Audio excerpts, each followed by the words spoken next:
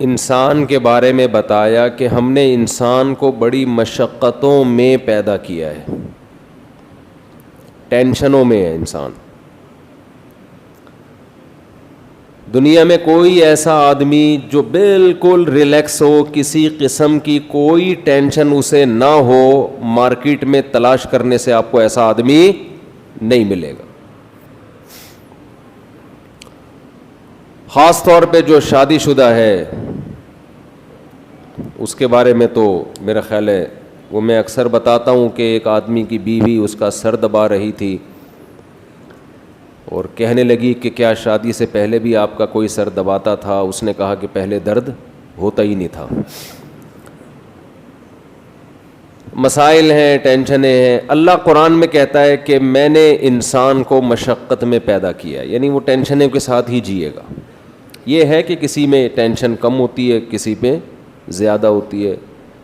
کوئی ٹینشن لیتے کم ہیں، محسوس کم کرتے ہیں، فیل کم کرتے ہیں. کچھ پارسل کا انتظام ان کے پاس زیادہ ہوتا ہے. ٹینشنیں اپنی ٹینشن دوسروں کو پارسل کر رہے ہوتے ہیں. ایک طریقہ تو آپ کو بتا دوں ٹینشن پارسل کرنے کا. ایک صاحب کہنے لگے کہ میں نے ایک آدمی کا قرضہ دینا ہے، بڑی ٹینشن ہو رہی ہے، تنگ کر رہا ہے. میں نے کہا ٹینشن پارسل کر دو. کہہ رہے کیسے پارسل کروں؟ میں نے کہا اس کو بولو نہیں ہے. تو جو ٹینشن آپ کو ہو رہی ہے کس کو ہونا شروع ہو جائے گی؟ ہماری قوم تو یہی کر رہی ہے نا کہ اپنی ٹینشن دوسرے کو. خیر ابھی میرا ٹینشن پہ بیان نہیں ہے کہ ٹینشن کیسے ختم کی جاتی ہے، ٹینشن کا علاج کیا، یہ تو مستقل اس پر کئی بار بیان ہو چکا ہے. ابھی تو میں یہ بتانا چاہتا ہوں کہ ان پریشانیوں میں ہمیں سبق کیا ملتا ہے. قرآن نے اس صورت میں اس سبق کو ہائی لائٹ کیا. اس میں لیسن کیا ہے؟ اَيَحْسَبُ أَن لَّن يَقْدِرَ عَلَيْهِ أَحَدٌ. یہ لیسن ہے، اس میں سبق ہے، یہ میسج ہے قرآن کا کہ تم جو اتنی پریشانیوں میں ہو، اس کا مطلب اس دنیا کے بادشاہ تم نہیں ہو، اس پہ کنٹرول تمہارا نہیں ہے.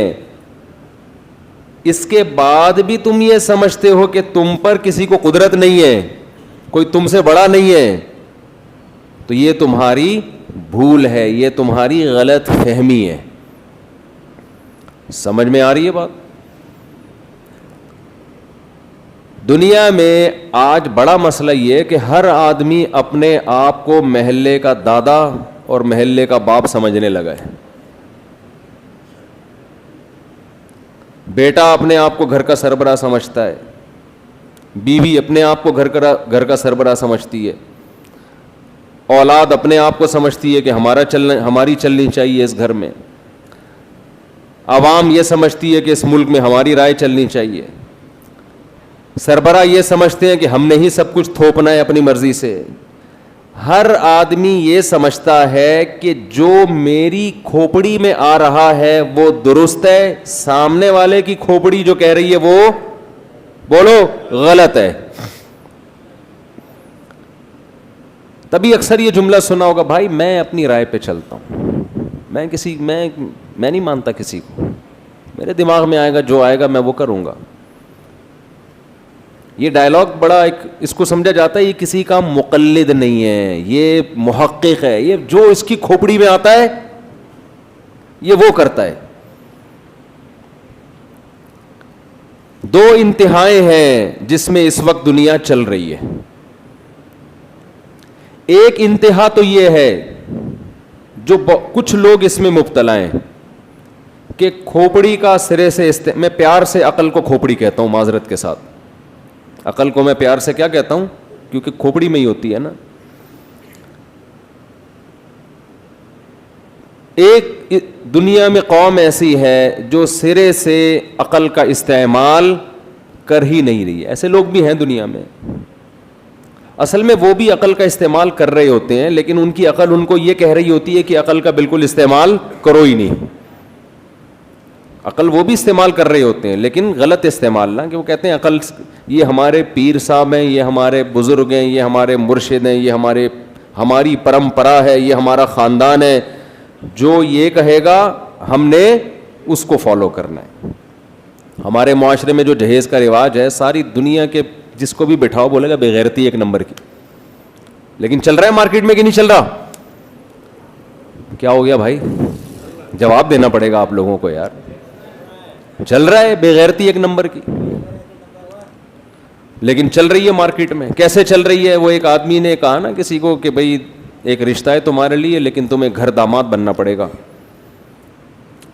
ہم سب کا ہم یہ لطیفہ سن کے ہنستے ہیں, لیکن ہم سب کی حالت ایسی ہی ہے جیسی اس لطیفے میں. تو بندے کو رشتہ نہیں مل رہا تھا, کسی نے کہا تمہارے لیے ایک خاتون کا رشتہ ہے, لیکن تمہیں گھر داماد بننا پڑے گا. اس کو غصہ آیا, ایک دم غیرت جاگی. کہہ رہے یار یہ بے غیرتی, میں سسرال کے ٹکڑوں پہ پلوں گا ہے, یہ بے غیرتی, میرے بچے بھی سسرال کے ٹکڑوں پہ پلیں گے, یہ بے غیرتی. تو بغیرتی سوچ کے پھر خیال آیا کہ یار سہولت بہت ہے. سہولت کیا ہے؟ فری پھوکٹ کے مزے ہیں.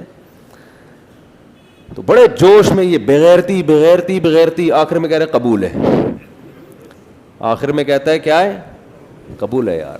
بغیرتی چھوڑو, بغیرتی کیا ہوتی ہے, مزے کتنے آپ خود اندازہ لگاؤ نا. اپنے خرچے پہ پالنا آسان ہے کیا؟ تو سسرال کے خرچے پہ پلو. خدا کی قسم بغیرتی گئی ایک طرف, مزہ ہے یا نہیں ہے؟ آپ لوگ نئے لوگ ہیں, ایک مزے پہ ایک لطیفہ لازمی سناتا ہوں میں. جو بیچارے پرانے ہیں ان سے پیشگی معذرت, کیونکہ کچھ لطیفے میرے بڑے پرانے ہو گئے ہیں, لوگ سن کے تھک گئے ہیں. لیکن یہاں بہت سارا نیا مجمع بیٹھا ہوا ہے, تو وہ اس میں مزہ بہت آتا ہے اس میں. اور وہ جو میں میسج دینا چاہ رہا ہوں نا, وہ بھی لطیفے سے اچھی طرح سمجھ میں آئے گا.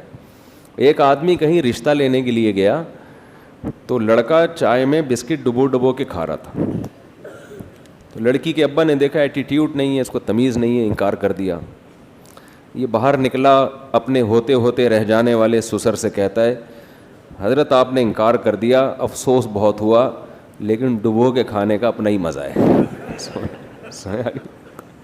کیا ڈبو کے کھانے کا اپنا ہی مزہ ہے. تو بےغیرتی اپنی جگہ, جہیز لعنت ہے, بےغیرتی ہے, بچیاں گھروں میں برباد ہو رہی ہیں, لیکن یار لینے کا اپنا ہی مزہ ہے. تو ایک دنیا میں وہ قوم ہے جو عقل سرے سے استعمال کرتی ہی نہیں ہے. باپ دادا کی, اس میں صرف ہندو سکھ عیسائی نہیں ہے, اس میں بہت سے مسلمان بھی مبتلا ہیں. ہماری رسومات, ہماری قوم, ہماری پرمپرا, ہمارے باپ, ہمارے اماں کیا کرتی تھیں, ابا کیا کرتے تھے, لوگ کہہ رہے ہوتے نا ہماری روایات نہیں. یہ او بھائی روایات کا رزلٹ کیا نکل رہا ہے, اس کا بیڑا غرق ہو رہا ہے سوسائٹی کا. تو چھوڑو روایات کو, یہ روایات ہیں. انہی روایات میں میرا ٹاپک نہیں ہے, لیکن وہ ایک شادی بھی ہماری روایات ہیں. اب جن گھروں میں جا کے دیکھو لڑکیوں کے لیے بندہ ہی شارٹ ہے مارکیٹ میں, تو کہاں سے ان کمبختوں کی شادیاں ہوں گی بتاؤ نا. ان بیچاریوں کا کیا ہوگا؟ کوئی لڑکی طلاق ہو جائے, بیوہ ہو جائے. ابھی پچھلے ہفتے ایک خاتون نے بتایا کہ شوہر 1 روپیہ خرچہ نہیں اٹھاتا, 1 روپے کا خرچہ شوہر نہیں اٹھاتا, بیرون ملک میں ہے, پیسے نہیں بھیجتا. یہ جوان بیوی ہے. جو لوگ اس کے ساتھ تعاون کر رہے ہیں انہوں نے اب غلط نظریں اس پہ ڈالنا شروع کر دی ہیں. میں نے کہا کہ آپ اس سے خلا لے لیں, خلا لے کے کہیں اور شادی کر لیں.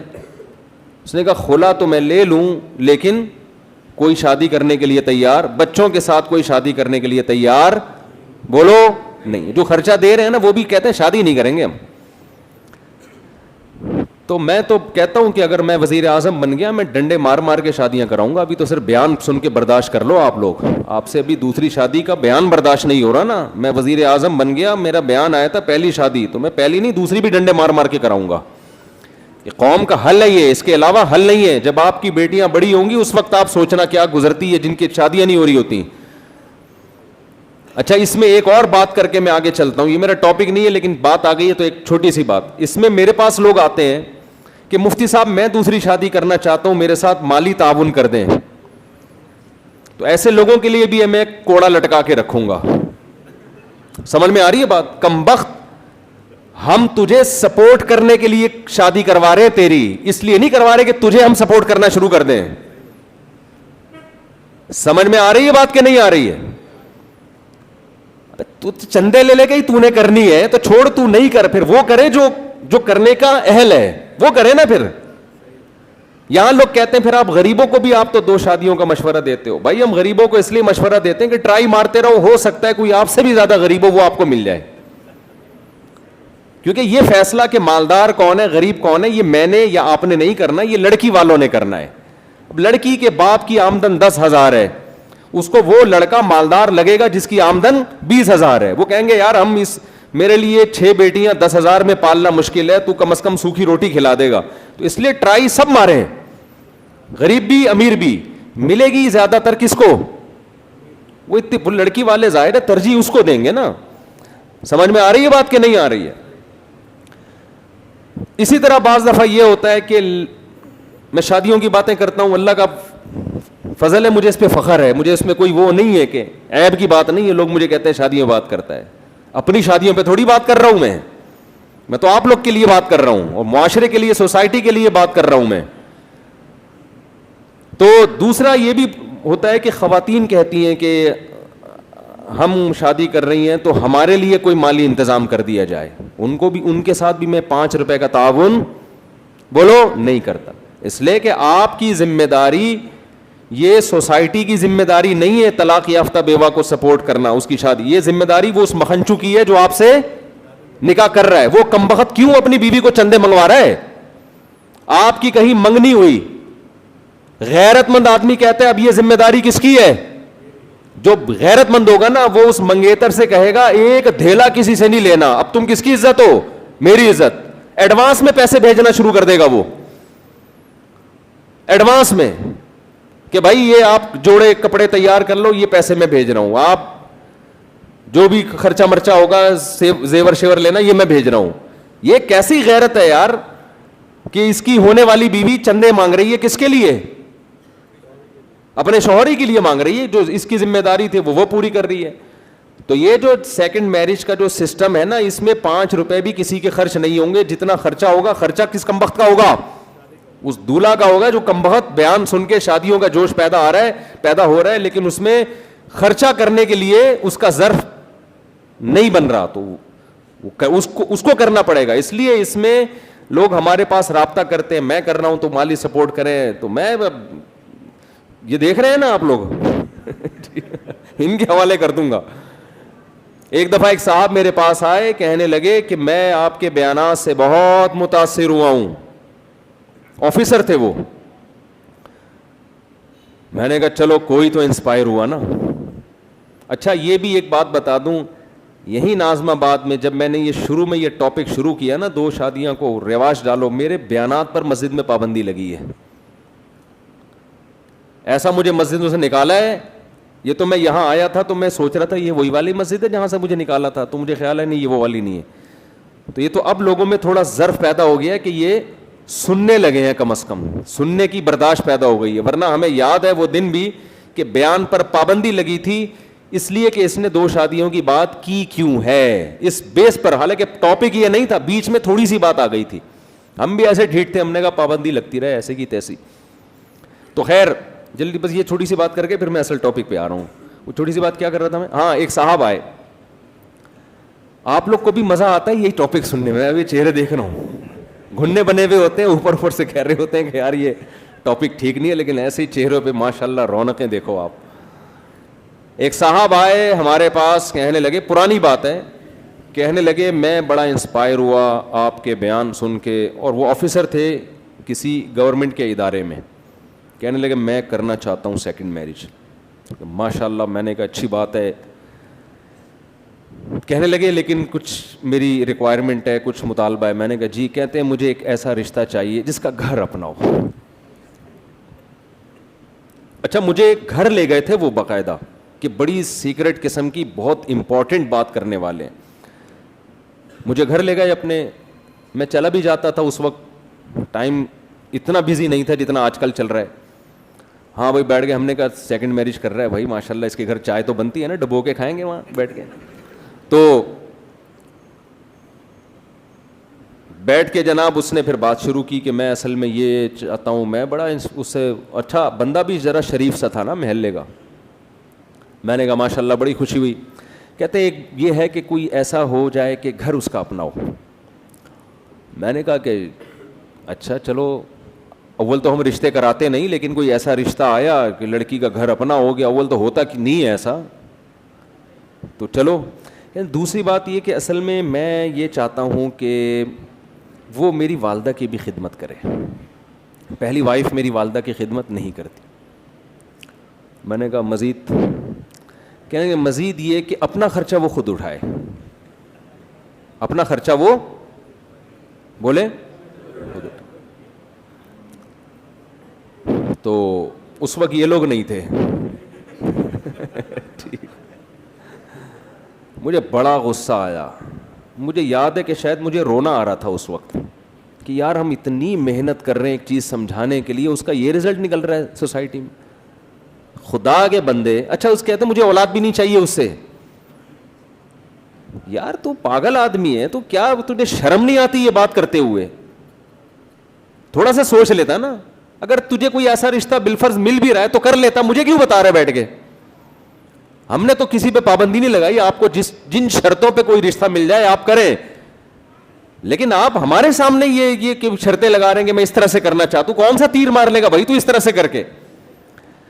تو میں جو بیان میں نے شروع کیا تھا کہ دیکھو جب ایک دفعہ بغیرت بن جاؤ تو بہت سارے مسائل کیا ہو جائیں گے؟ حل ہو جائیں گے. بہت سارے مسائل کیا ہو جائیں گے؟ حل ہو جائیں گے.